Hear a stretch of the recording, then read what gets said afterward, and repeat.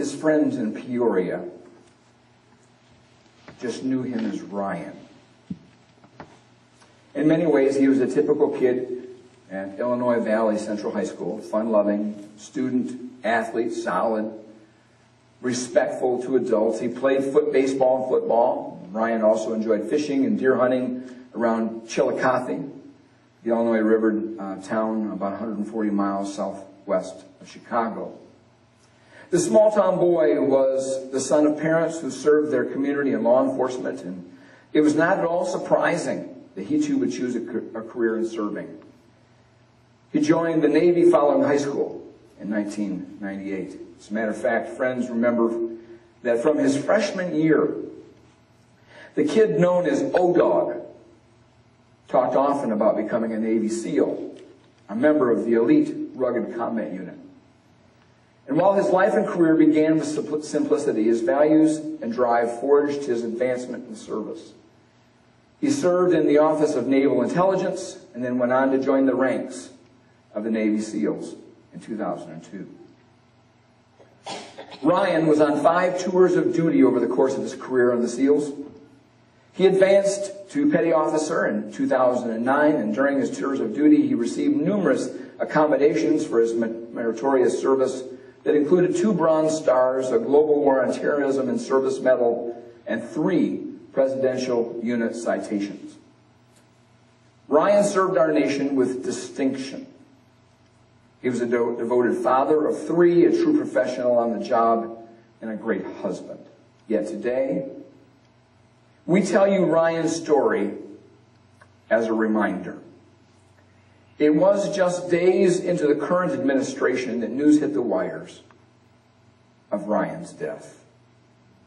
William Ryan Owens was killed on the battlefield in Yemen, taking down a major terrorist camp. In his remarks, the president noted, Senior Chief William Ryan Owens died as he lived. A warrior, a hero, battling against terrorism and securing our nation. For as the Bible teaches us, there is no greater act of love than to lay down one's life for one's friends. Ryan laid down his life for his friends, for his country, and for our freedom, and we will never forget Ryan. Tomorrow marks our nation's annual observance of Memorial Day. It's a time that we pause, or at least we should, and remember those who have served, who have paid the high price for the blessing we enjoy as Americans to live in liberty, security, and free to pursue the many opportunities afforded us. We remember those who have and do set aside themselves for us. I hope that is part of your day tomorrow, that you'll take time to pause and demonstrate your appreciation for their willingness to serve, and even at the highest cost possible. Yet today, I want to direct your thoughts to further consider the words of Jesus invoked by the president and the clip we watched. They have been recorded for us in the Gospel of John, chapter 15. If you have an outline, you'll find that listed there so we can kind of track together. I've included the scripture. It'll be our focus for the day, and hopefully the outline will help us as we move forward.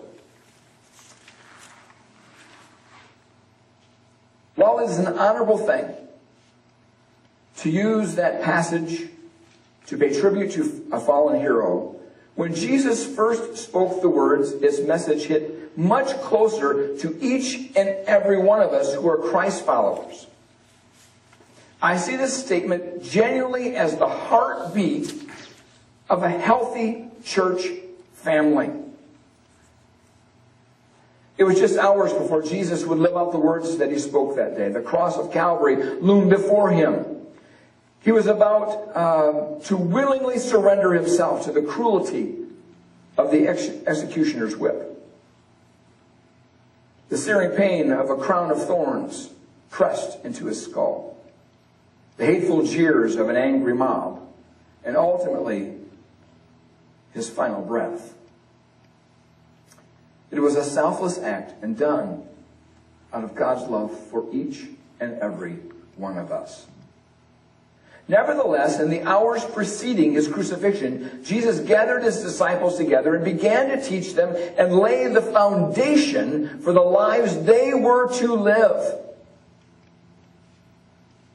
Those words are every bit as relevant for each of us.